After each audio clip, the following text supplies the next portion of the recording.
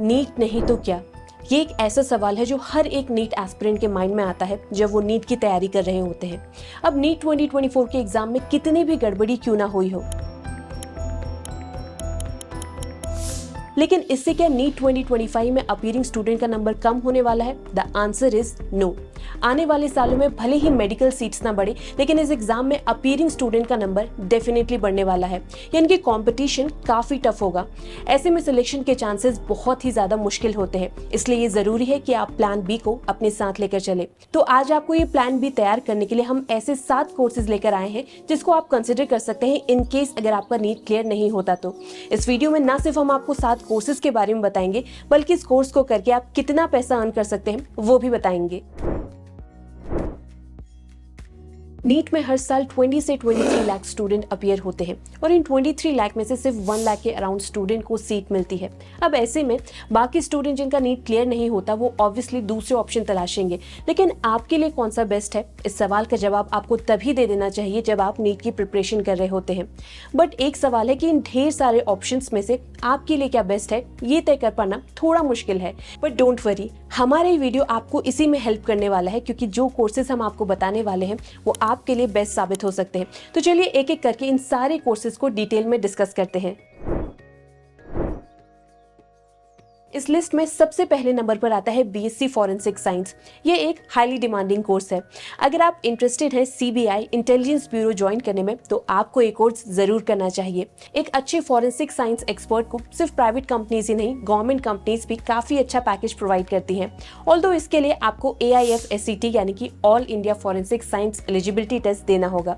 ये 3 साल का कोर्स है जिसमें आप पढ़ते हैं how to apply scientific method to a legal investigation. In simple terms, किसी भी क्राइम सीन को एनालाइज करना और उसको इन्वेस्टिगेट करना या फिर पता लगाना कि इंसिडेंट हुआ कैसे है।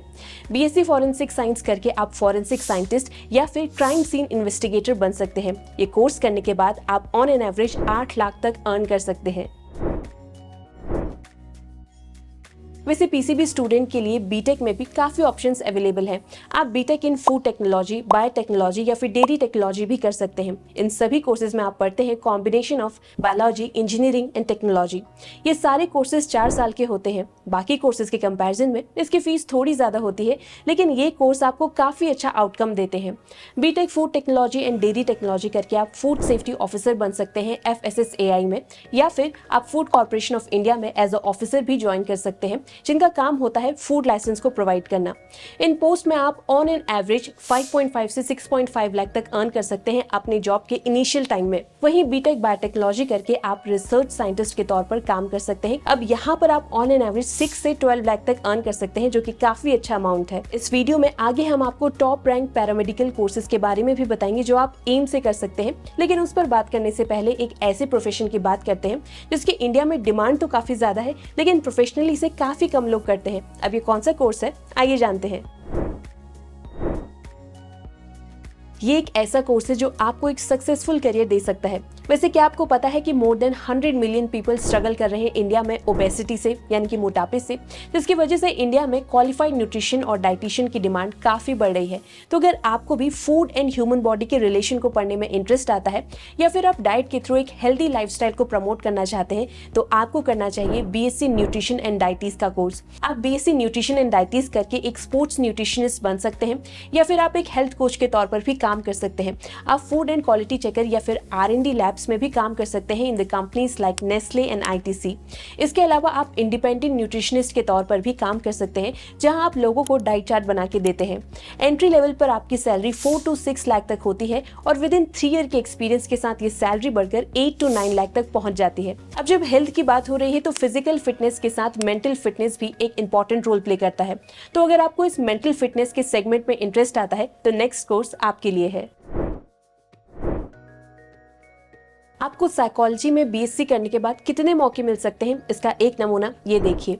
इस रिपोर्ट के मुताबिक 2017 में 15% और 2023 तक आते आते ये नंबर काफी ज्यादा बदतर हो चुका है और इंडिया में हर 1 लाख लोगों में सिर्फ 0.7 साइकोलॉजिस्ट ही अवेलेबल है, यानी कि इंडिया में इनकी काफी ज्यादा कमी है।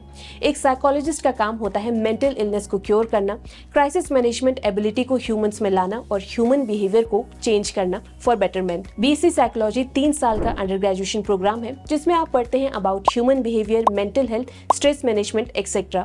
एंट्री लेवल पर सैलरी रेंज करती है फ्रॉम 3 लाख टू 4 लाख और सिर्फ 3 साल के एक्सपीरियंस के बाद आप as a clinical psychologist, counsellor, human resource specialist भी बन सकते हैं। इसके अलावा आप एज अ चाइल्ड साइकोलॉजिस्ट और रिसर्च असिस्टेंट के तौर पर भी काम कर सकते हैं। इस कोर्स को करके आप ऑन एन एवरेज आराम से 7 to 9 लाख अर्न कर लेंगे।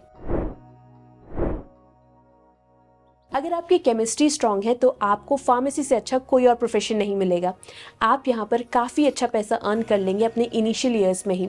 बी फार्मा 4 साल का अंडर ग्रेजुएशन प्रोग्राम होता है जिसमें आप पढ़ते हैं about pharmaceutical industry, drug production and development of new medicine. Career option की बात करें तो आप as a health inspector, clinical pharmacist, research officer, chemical या फिर ड्रग टेक्नीशियन के तौर पर काम कर सकते हैं। इसके अलावा आप टॉप रैंक गवर्नमेंट पोस्ट में एज अ ड्रग इंस्पेक्टर भी जा सकते हैं थ्रू यूपीएससी और एसएससी, या आप डिफेंस या फिर रेलवे में भी एज अ फार्मासिस्ट काम कर सकते हैं। आफ्टर बी फार्मा आप आराम से 20,000 से 1 लाख पर मंथ तक अर्न कर सकते हैं। वो डिपेंड करता है कि आप कौन सी पोस्ट में किस लोकेशन में काम कर रहे हैं। ये तो हो गई बी फार्मा की बात। अब आपको बताते हैं उन पैरामेडिकल कोर्सेज के बारे में जो आप एम से कर सकते हैं। इंडिया में काफी सारे बायो स्टूडेंट पैरामेडिकल कोर्सेज को ऑप्ट करते हैं। इसमें सबसे पॉपुलर है बीएससी रेडियोलॉजी। अब इंडिया में जैसे जैसे हेल्थ केयर सेक्टर बूम कर रहा है वैसे वैसे स्किल्ड रेडियोलॉजी प्रोफेशनल की डिमांड भी काफी बढ़ रही है। ये 3 साल का कोर्स होता है जिसका फोकस होता है to study radiology and medical imaging techniques. यहाँ आप पढ़ते हैं वेरियस इमेजिंग टेक्निक्स जैसे कि X ray, CT scan, MRI, ultrasound and nuclear medicine के बारे में। इस कोर्स को आप एम्स से भी कर सकते हैं, लेकिन उसके लिए आपको अलग से एग्जाम देना होगा एम्स पैरा का। इस कोर्स को करने के बाद आप एज अ रेडियोग्राफर, सीटी technologist, MRI technologist, ultrasound technologist या फिर रेडिएशन थेरेपिस्ट के तौर पर काम कर सकते हैं, जहां आप शुरुआती तौर पर ही 2.2 लाख से 4 लाख तक एनुअली अर्न कर सकते हैं। वैसे कुछ सालों के एक्सपीरियंस के बाद आप खुद का एक्सरे सेंटर भी खोल सकते हैं। रेडियोलॉजी की तरह एक और प्रोफेशन है जिसकी हॉस्पिटल में डिमांड काफी ज्यादा है और वो काफी इंपॉर्टेंट रोल प्ले करता है हॉस्पिटल में।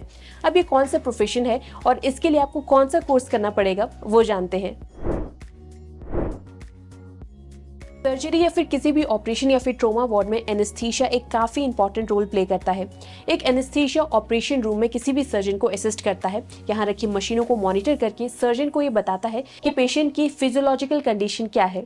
इसके साथ ही ऑपरेशन से पहले किसी भी पेशेंट को कितना एनेस्थीसिया का डोज देना है इसको डिसाइड करने में भी वो हेल्प करता है। अगर आपको इसमें इंटरेस्ट है तो इसके लिए आपको करना पड़ेगा बीएससी एनेस्थीसिया टेक्नोलॉजी का कोर्स। ये 3 साल का कोर्स है जिसमें आप पढ़ते हैं about different type of anaesthesia. वैसे ये कोर्स भी आप एम्स से कर सकते हैं जिसके लिए आपको एम्स पैरामेडिकल एंट्रेंस एग्जाम देना होगा।